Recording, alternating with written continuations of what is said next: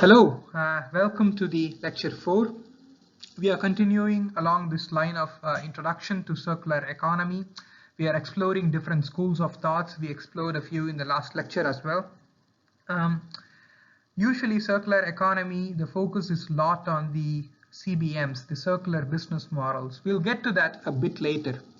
In my opinion, let's first grasp the thought processes and the concepts which led to circular economy, so that when you go to CBMs, the circular business models, it's simply application of what we learned in these lectures.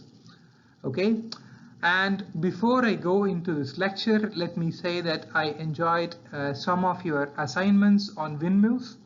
I have a different way to calculate.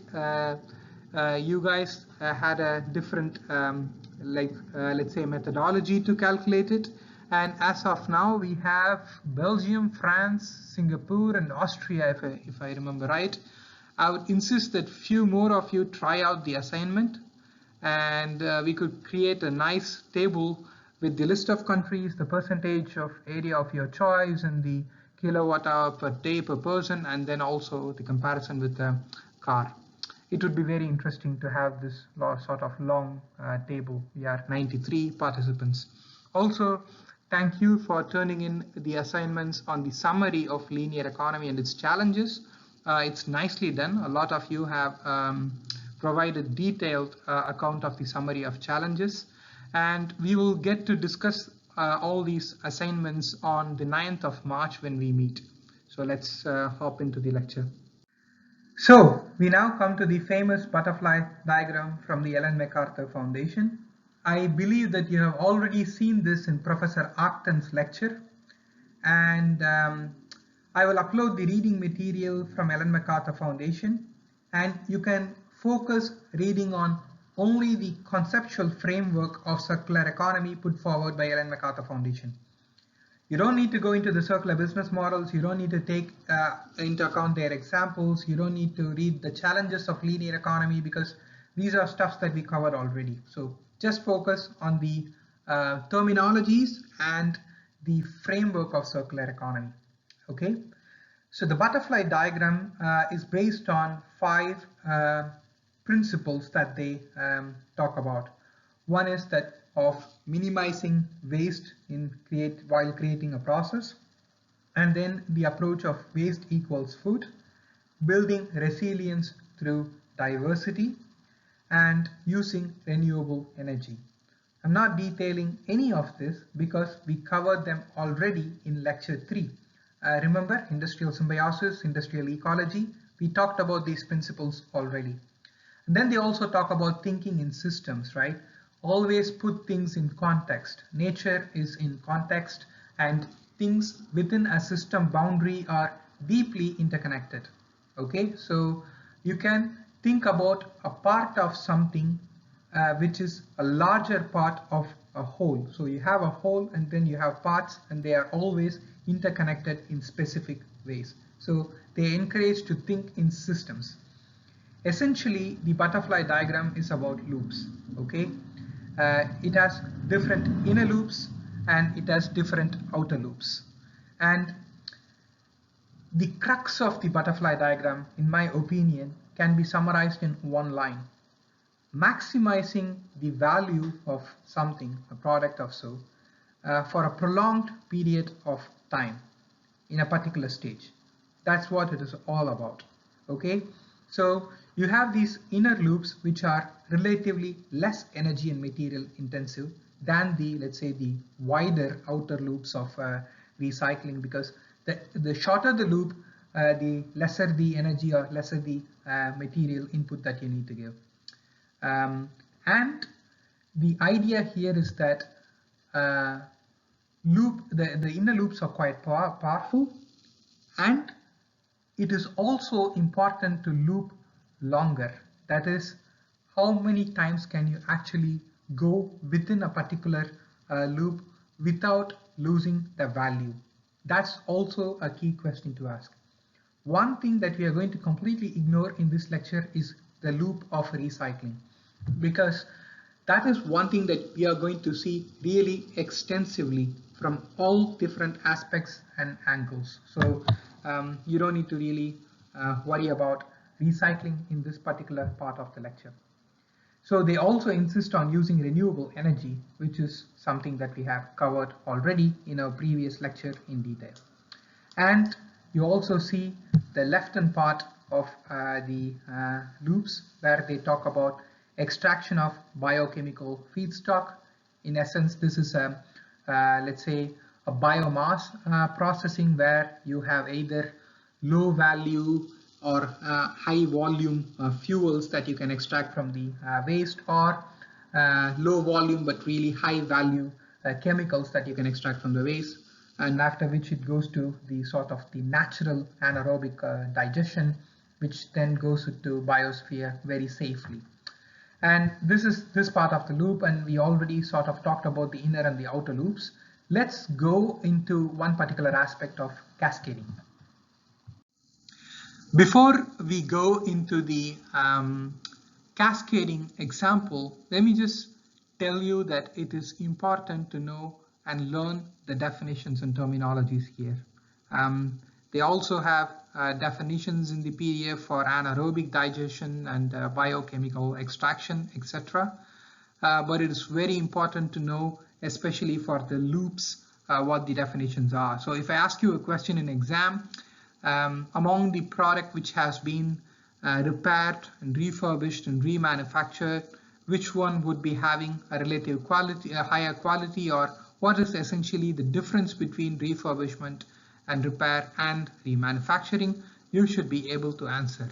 Okay, so remanufacturing is the only process which almost takes stuffs out of the used product and then builds a new one which has almost equal quality with that of the original product in comparison with repair and refurbishment. Okay, so having said these things, hope you actually take a look into the definitions, but we are not going to focus on cascading. Look, cascading is essentially about one word. Okay, it's second law of thermodynamics. It's increase in entropy. So we will see the example to understand what it actually means in action, but if you know the second law of thermodynamics, it's easy to internalize.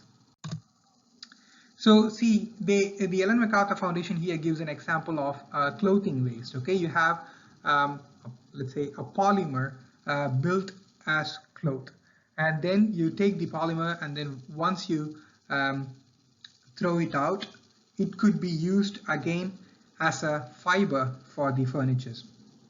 Here, look, there are two important principles in action. One thing is, the idea is to have the maximum value, as I said, for a longer period of time. So to have elongation of these things in its maximized value. So if you use a cloth for a longer period of time, it's essentially much more beneficial.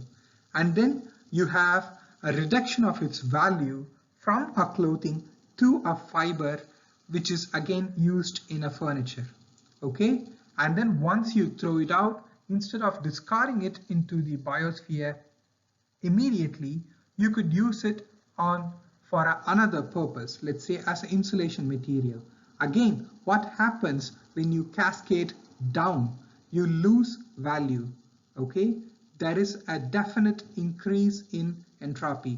There are inevitable losses, inevitable losses in quality, inevitable losses when it comes to materials in other aspects. Let's say when you have recycling modules, we will detail about the material losses there. But here, let's stick to cascading, where you have losses in terms of the quality and value. Okay, so once you have used it from a clothing to a fiber in a furniture and then as an insulation material, then you can safely discard it using an anaerobic process of digestion into the biosphere. This is the example of cascading the Ellen MacArthur Foundation came up with. So I'm going to give you all an exercise. Find me different examples of cascading process. Okay, you are free to look up any different kind of material, and you can come up with your own cascading process or really famous examples. Do these exercises in the forum, in an open forum, so that everybody can take a look into your examples. And this exercise is, let's say, mandatory. You can join groups of 5 or 10, I don't care, but at least turn me in, let's say, 10 examples so that we can have active discussions on the aspects of cascading. Okay, don't make a group of 80 so that we don't have a lot to discuss.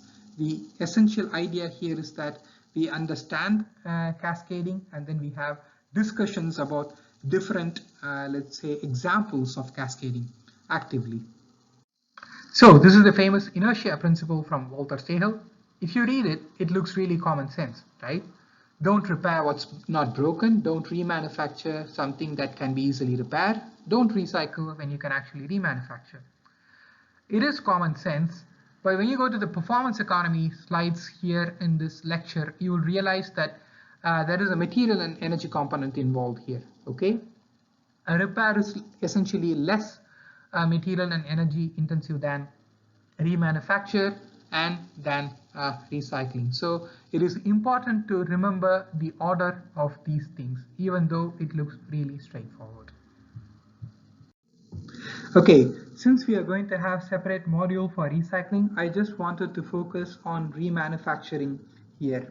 Again, I'm not going for an example of a business that tries to remanufacture, but let's take a global view on remanufacturing. This was a very interesting paper by a professor in MIT, Professor Gutowski, and so the paper asked the question, which was very simple: does remanufacturing really save energy, and if so, how much?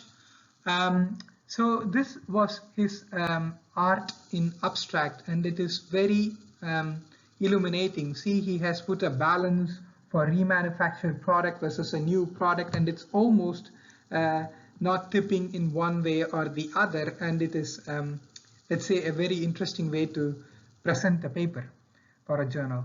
In general, this is an important article because, one, he tries to quantify instead of, let's say, just saying that, oh, remanufacturing automatically or immediately saves energy because, you know, obviously. No, maybe it's not so obvious. So you have to really look into the details, okay? So first of all, remanufacturing in general is conceived to be win-win, and it's true. So usually the remanufactured products are low in cost, and also you're supposed to give low energy in comparison with primary production. But is it true is something that they set out to answer. And they answered this question by actually analyzing 25 different products. So if you're going to see in the next slide or in the next slide a graph which says 1, 2, 3, 4, 5, don't blink. It just simply means that 1 corresponds to a particular product, 2 corresponds to a particular product, and so on and so forth. So I'll upload this paper, of course, so you can see what the products are from 1 to 25. And in remanufacturing, these are the essential conditions, okay? So you have to have significant residual value. That is, if you say that, oh, I'm going to remanufacture a product, but it's not really as good, it's not going to be valuable at all. And it has to be aesthetically pleasing, let's say. It has to be in like new conditions. It's not just a repaired product with, let's say, not so aesthetically pleasing look. It has to be in a new condition almost. And the original manufacturer should be able to capture the used product, because imagine that if somebody else could remanufacture, that's not really an incentive for the original manufacturer, right? So having these things in mind, they set out to ask 2 very simple questions. Are there significant gains of energy by remanufacturing? And if so, how much? So these are the 2 questions they set out, and they did life cycle analysis of the product. So I haven't introduced LCA at this point of time in the course, but I will later.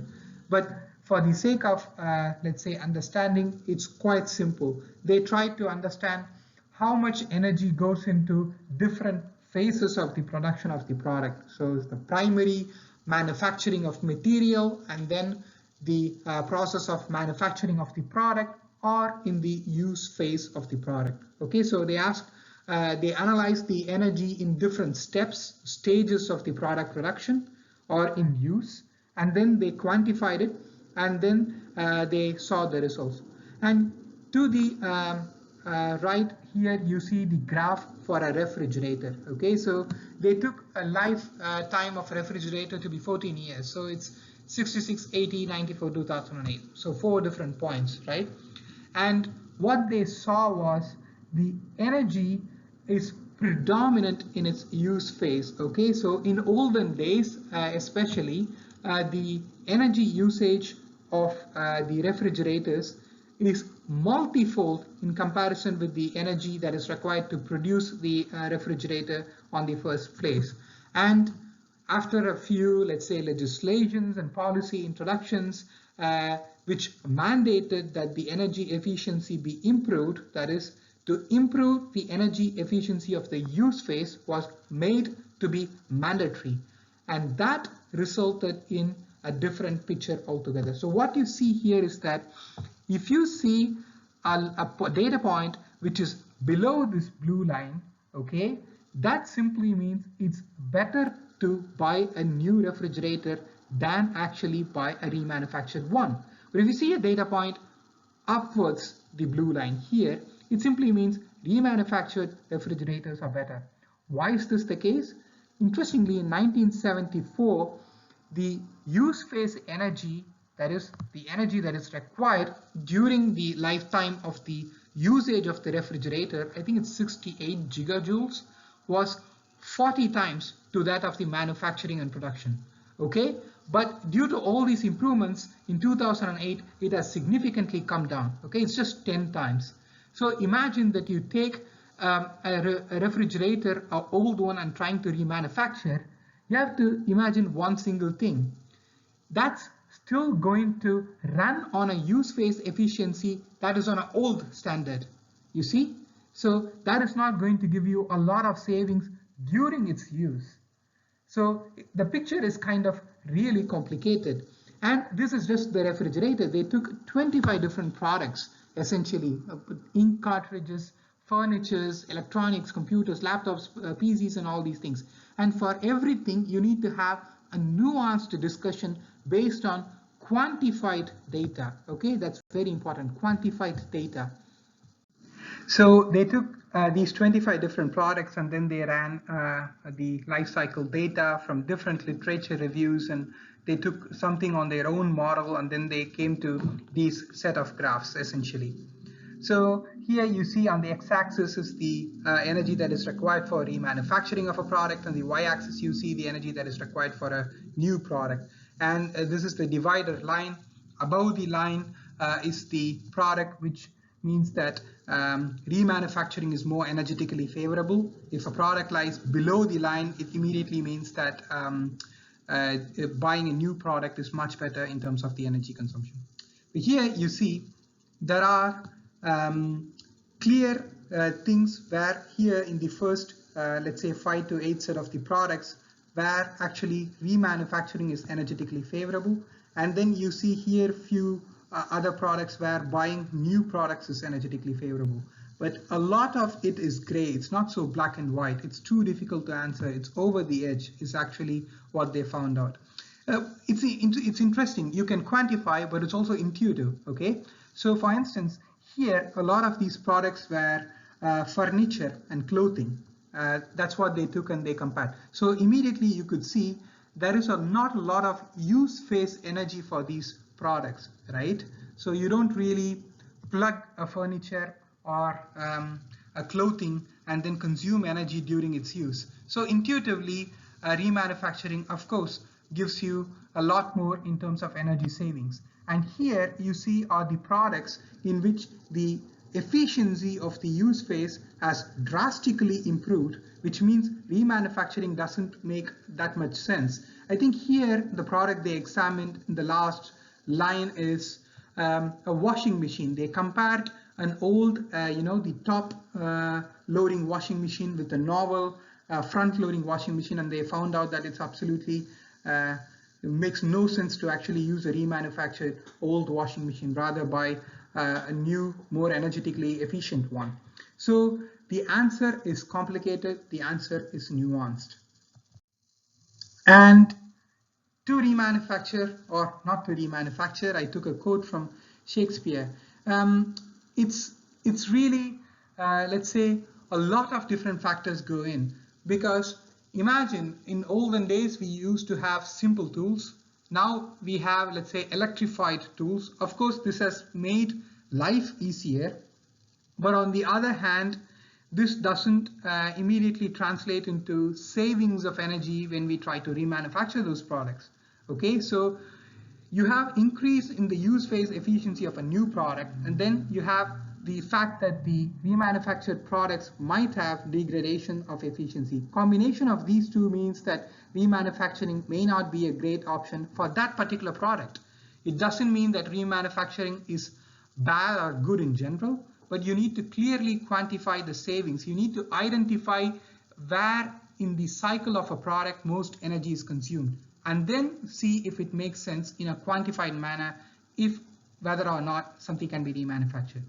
But also there are much more complexities. Okay, so you have, let's say, a laptop or a computer that's coming in from somewhere else, a different country to a Western country. Okay, that involves transportation. Transportation means increased energy consumption and increased, let's say, fuel consumption. All these things have to be taken into account.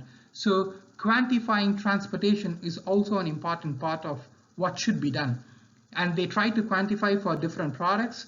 Transportation seemingly was unimportant for most of them, except for these novel devices such as laptops, iPhones, or iPads, which are flying in from the different countries into states.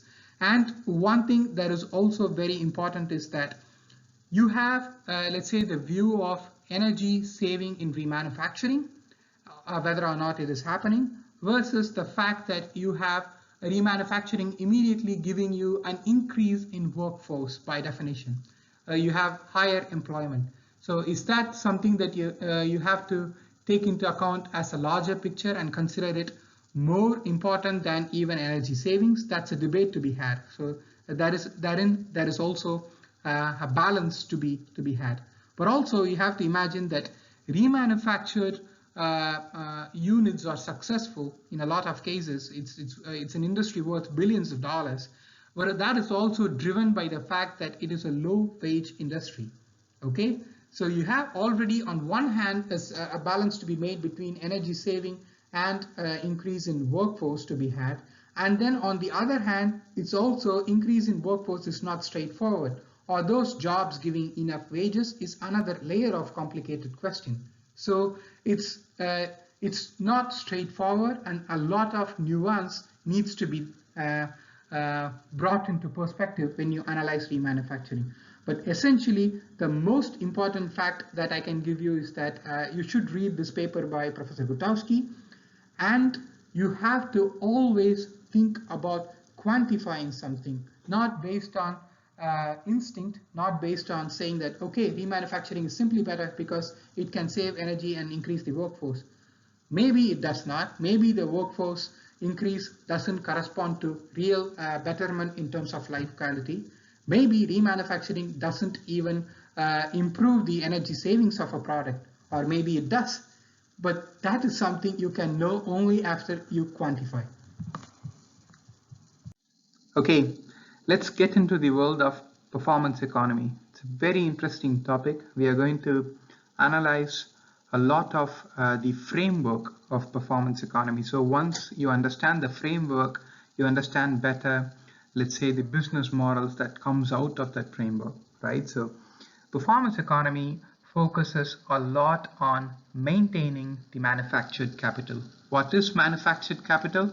Manufactured capital is essentially, let's say, buildings, infrastructure, equipments, durable goods, and all these things put together. And the focus there is a lot on stocks and not flows. So I jokingly put this quote from Kaleshki, an economist who was nominated once for Nobel Prize.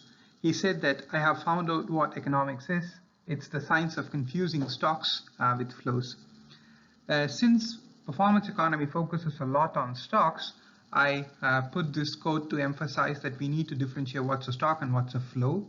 But also, I introduced this quote from Kalashki for a very specific reason. We'll get back to the reason at the end of this particular portion of lecture on performance economy, but we will get back to this again on our module on criticisms of circular economy later in the last portion of our course. Okay, so it's worth to read this quote in full because this is one of the important quotes that gave rise to the conception of performance economy, right? So when it comes to manufacturing, that of, let's say, the primary materials such as cement or steel, those processes are always energy intensive.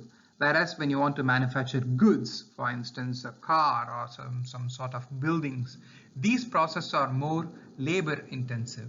So you always observe this relation of the primary thing being energy intensive and the goods being labor intensive. So the idea, the conception here is that by using tools such as reuse, repair, remanufacture, and then extending the period of life of a product, by applying this labor intensive aspects of the production of goods extensively, you could actually work it to the detriment of that of the primary production processes. So essentially, reduce the energy input that you give to the production of basic materials and create more labor intensive processes. You also, as a byproduct, create more jobs. That's where this conception comes from. Okay, so as we discussed before, in performance economy, the focus is a lot on stocks rather than flows. A stock is something that has accumulated over a period of time. So your bank balance, for instance, is a stock. Remember we talked about the gigaton gap in the previous lectures, how much of CO2 we could still emit before we hit the ceiling of 1.5 degrees Celsius above pre-industrial levels recommended by the IPCC. That number is an absolute number. That is still a stock. Whereas, for instance, how much of CO2 ULB or let's say ExxonMobil emits over an year, that is a flow. Flow is a measurement of something over a period of time. So a lot of focus on performance economy is on maintaining the manufactured capital. Okay, so we will discuss a little bit in detail about the notion of maintenance of manufactured capital in the next slides. But one thing they also insist is the internalizing of the costs of both the wastes and risk throughout the entire service life of a goods that they provide. So you can take this principle, remember this principle, and you can apply it to a lot of the business models that the people of performance economy puts forth. So this is, let's say, a key principle of performance economy in terms of different business models, let's say car sharing or treating product as a service rather than, just delivering a product, delivering a service. You can take this principle and apply it consistently and you'll see where they are coming from. Okay, so one more thing that I wanted to emphasize, which I found very interesting, is this unit of value per weight. Okay, this is a sort of sustainable metric that Mr. Stahel puts forward as a way to measure performance economy. So for instance, he says that in Stone Age to the Industrial Age, the value per unit weight of many of the products have remained really the same, because we talked about in the earlier slide, remember, the production processes for primary or basic materials are quite energy intensive rather than labor intensive. So the performance economy wants to do something different. So if you take something like remanufacturing, there is a lot of labor input per unit weight. At the same time, for instance, if you want to remanufacture a car, you just take the engine and remanufacture the engine, right? So the remanufacturing requires a lot of labor, and by this they insist that we create a lot of value per unit weight, because at the same time the jobs go up because it is labor intensive, and at the same time, instead of completely dismantling the car and then throwing it away, you are at the same time remanufacturing and putting the product back into the market. So that's one way of imagining high labor input per unit weight. And then you also have the aspect of selling performance instead of actually selling the product. We'll come to these business models aspects later, don't worry. But one thing that performance economy insists, and I want to use this word on my own and not of that of the conceivers, is that they are techno-optimistic. So for instance, you take a lot of new technological advancements, for instance, in the case of semiconductor industry, because there is an explosion of stuff that you could put inside a unit area of an integrated circuit, right? So the kind of exponential growth that is imagined in some sectors is what the performance economy people would insist can happen in other sectors as well. So they are techno-optimist in the examples that they actually give for the performance economy. So the value per unit weight goes up, the labor per unit weight also goes up. You have increased jobs creation, you have increased wealth. At the same time, the resource consumption could go down. So they put forward multiple strategies in which you could actually reduce the resource consumption while all these other indicators could go up. So what are the strategies the performance economy puts forward? So I'll just be very brief with this. We are not going to go into a detail, but you could imagine, right? So they want to use the power of knowledge and technological progress that we discussed before. A lot of, let's say, preparation of novel functional materials that could deliver the same kind of service with a reduced weight is also a part of performance economy. And then they talk about prevention strategies. For instance, in olden days, you had this example of the lighthouse, right, for all the ships. So that's the example that Mr. Stahel has come up with. For instance, instead of reimagining, restructuring every ship, people came together to create a lighthouse, which is a much more cost-saving, at the same time, a really purposeful invention, right? So, for instance, if you are going to detect cancer early, that's going to reduce the bill of treatment in the future, but at the same time save and preserve the health of the patient. So you could also have prevention strategies for reducing the causes of occurrence of diabetes, let's say. So you could imagine a lot of different prevention strategies in many different fields. Then you have these sufficiency strategies. This is also, let's say, a part of the dematerialization drive, right? So you have reduced use of materials which deliver the same performance. That could be counted as sufficiency strategies. And at the same time, reducing the use of the material in itself could also count as the sufficiency strategies. And then you have these sort of system solutions that we talked about. You can imagine from normal things to industrial symbiosis that we covered in the last lecture. So all these things give you the notion from which performance economy comes up with. So exercise time. This would be an interesting exercise for you to work out. So one thing is that I think you would have heard about this Moore's law, in which it simply states that every 2 years, once in every 2 years, you have doubling of components in a unit area of a microchip. So you see that the number of components in 1970 is way below, and then throughout the years it has really exponentially grown and exploded, right? So the issue with this is that this applies to that of semiconductor industry. Why am I introducing this in the middle of this lecture? Because it's important to know that maybe this law doesn't apply to every other industry, because the growth that is followed by the semiconductor industry could be much different in terms of the pattern of growth for every other industry. So I would want you to do this thing. So the doubling time, let's take for this number of micro components, is 2 years, right? So calculate back what's the rate of growth in percentage. Of course, it's exponential growth, but calculate numerically what's the rate of the growth. So once you find that to be the rate of the growth, just pick anything else in energy, material, or transport, right? These are the big sectors that is of concern when it comes to circular economy, right? So pick one, compute either reduction in consumption. Let's take that the fuel efficiency has increased over time. So how much the fuel consumption has reduced. That's one thing you could just consume over time in years, following the number of years. and tell me if they follow Moore's law. So you don't need to take an example that I give. Feel free to pick any example. So for instance, increase in the energy density of batteries over the years. That's one example you can take. So has it really been doubled over a period of every 2 years, or has it actually followed the pattern of exponential growth? Has it followed the dictums of Moore's law? Is something you can work out. Then tell me why. I could tell you why immediately for batteries because I worked on it. Moore's law simply deals a lot with electrons and lithography and stuff, right? So in battery you have ions, the movement of ions, and there are a lot of other complexities. So for instance, a battery is not simply its own active materials.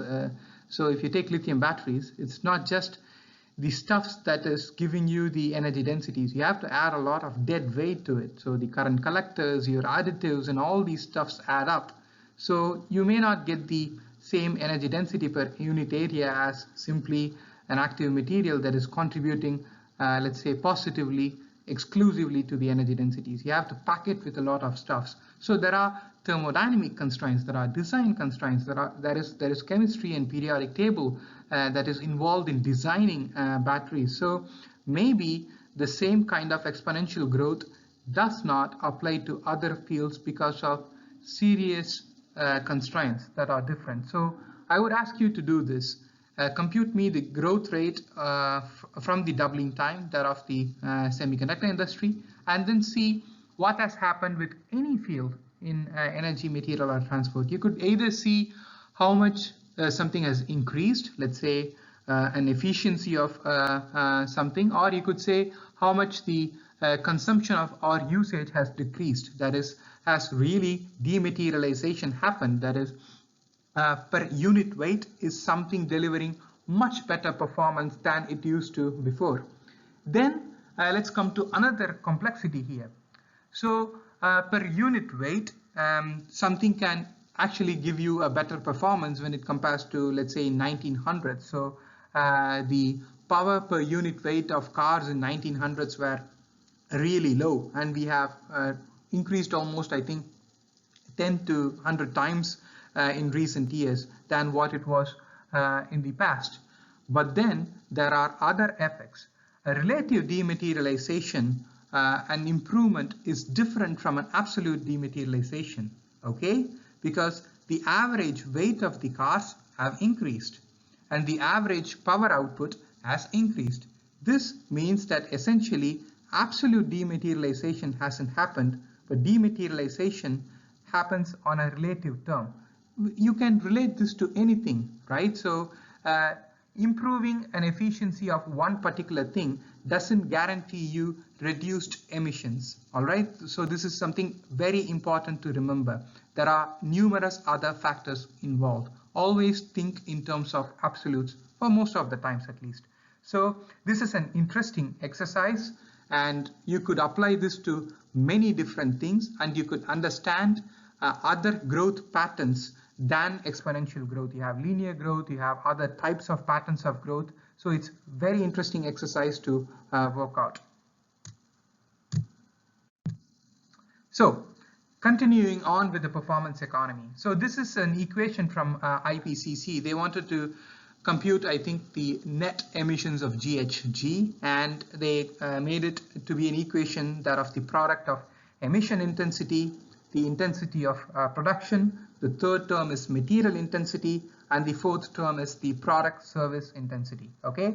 So let's ignore the first two terms for the moment because that's not where the performance economy wants to focus itself on.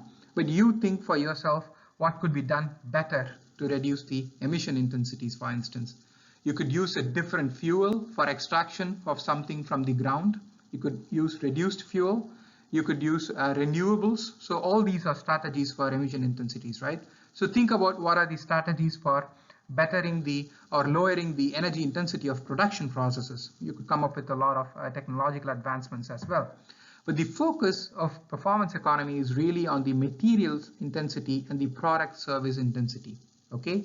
So just to show these first two terms are not what we are going to talk about, but these two terms are that of our interest. The material intensity is the material flow that is required to maintain a stock. So we come back to this notion of maintaining manufactured capital, maintaining a stock, okay? And the product service intensity is that the quantity of stock that is required to deliver the necessary service. So you already see two important things here that you could connect with the business models that the performance economy creates.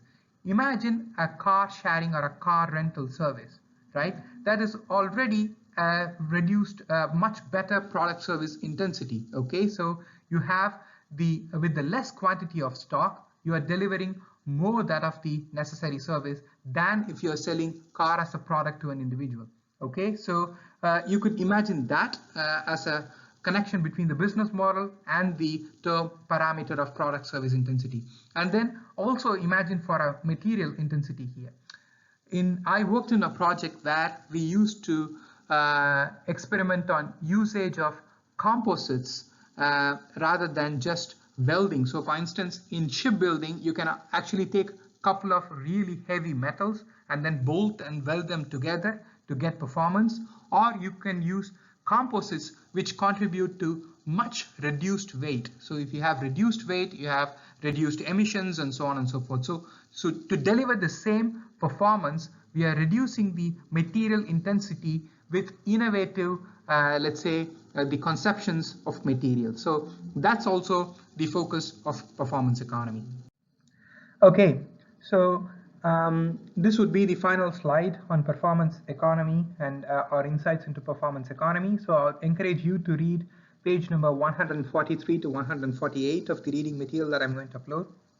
It's an open access book, and I want you to see the figure 7.2, especially because that's the figure they map out different flows in a product production. So you have the primary production units, you have reprocessing, remanufacturing, and the scraps going from everywhere and then being interconnected. Okay, so they start up with two simple questions essentially. How do I maintain the stock? So we talked about it before. And then the second question is, how do I reduce the product service intensity? How do I reduce the material intensity? And they want to know what are the theoretical conceptions that we can come up with. Remember, once we understand or grasp the fundamentals, theoretical fundamentals of how it is conceived, you can easily apply it to the business models. Okay, so one thing that they observe straight up in the start is that the material loss in remanufacturing and reprocessing, this is simply inevitable. Okay, so it's just thermodynamics. We will talk about this in detail when we cover recycling. You'll be surprised to know even in highly efficient recycling processes, after maybe 2 runs or 3 runs, metals are completely lost. You have to remember, metals are not plastics. They don't lose their functionality.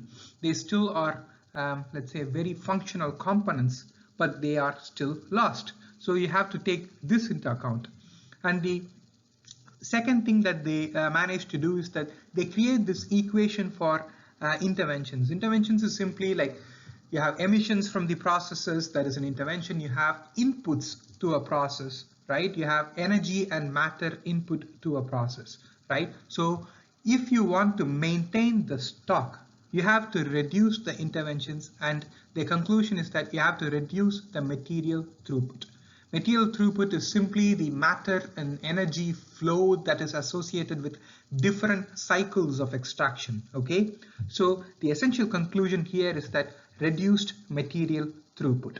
And then eventually they come to this conclusion where the energy use is following this order, where you have remanufacturing less than recycling less than processing, whereas the labor relation is reversed. So we saw this already on the very first slide we started with. So this was an equation and stuff that they came up with recently, but you see how this conclusion is connected to the first thing that we introduced at the start of performance economy.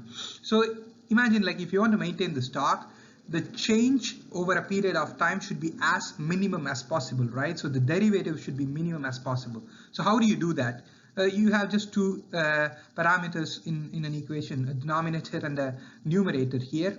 So first you can either increase the service life of a product. Okay, so you can extend the service life so that you can maintain the stock, or you can intensify the material use of the stock. That is, for a less unit of weight or volume, you have more functionality and usage derived from the same amount. And then there are a bunch of other things that they give. You can, let's say, instead of using primary materials, you can use like post-manufactured scrap, you can use end-of-life waste in different loops, or you can increase the efficiency of the loops. Remember, you can extend the service life of the stock for some of them, but for not all the products, you can imagine. So a beverage can, you are not going to extend the service life so much. But you can imagine other strategies such as, reuse of some of these bottles, or you can come up with different kind of strategies which amends the extended service life. So in a nutshell, these are broadly the strategies that are behind performance economy. So when we talk about business models later, please keep in mind the strategies, the conception behind performance economy, and how people thought out and how it can be applied to business models. Okay, we are going to deal with the criticisms on performance economy later in a separate module.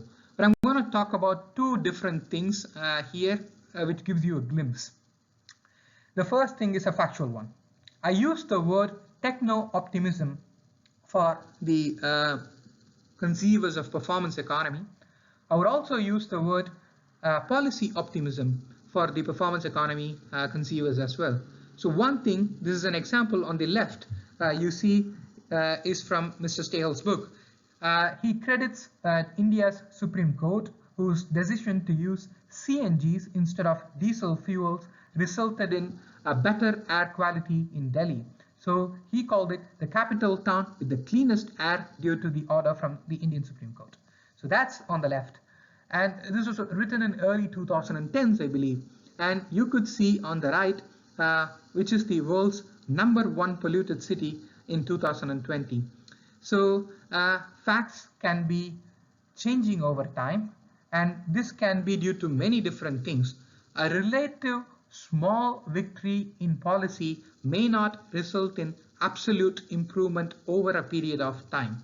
So we already saw this in case of relative and absolute dematerialization, right? So always take this into account. We'll come back to this on policy and legislation module, but take this into account when you think about performance economy critically. The second thing is that I introduced performance economy with a quote from Kaleshky, which is almost a joke on stocks and flows. But I didn't put picture of Michael Kaleshky first to just tell this joke, but also to introduce Kaleshky's line of thought in economics. I'm not an economist myself, I'm a material scientist, I'm an electrochemist, but Kaleshky's insights are very important. He wrote The Political Theory of Full Employment, sort of a criticism to Keynesian economics way back in 1940s, I believe. So he predicted what's called as the investor strike that happened in 1970s, way back in 1940s. Why do I say this? This is not random. Performance economy conceivers want to move towards a labor-intensive economy rather than, let's say, energy-intensive primary production, right? First question you should ask is, why has this not already happened? Okay, so this is an easy question to ask. Maybe the people missed thermodynamic material and energy data and they came up with the economy that we live in, or maybe the answer is different. It's for you to figure out. But what I would say is that the post-World War era, where we had, let's say, a relative high employment, led to the investor strike in 1970s in particular. So this is what Kaleshky predicted way back in 1940s, and it is interesting to read his treatise, which is just 8 pages in full. I'll detail it a bit more on the module where we criticize performance economy. I'll present Kaleshky's criticisms point by point, but you can already start thinking along these lines. So we are at the final part of this presentation. I'll just ask you to finish the assignment and the exercise in the forums. And we will see in the next lecture about circularity indicators and the different levels of circular economy, and very importantly on eco-design principles. That's going to be a very interesting portion to look at. And when it comes to circular business models, I'm going to just reverse the classroom. It's not going to be me giving you lecture notes with a lot of information, but I'll just give you a skeleton of what could be understood about circular business models. You are going to come up with active examples and then prepare, discuss a lot on the circular business models on the forums. Okay. And also importantly, as noted in the University Virtual, you have a seminar on March 2. So please register in this link if you haven't done already. And then good luck listening to the seminar. Hope you have a lot of questions for the presenters.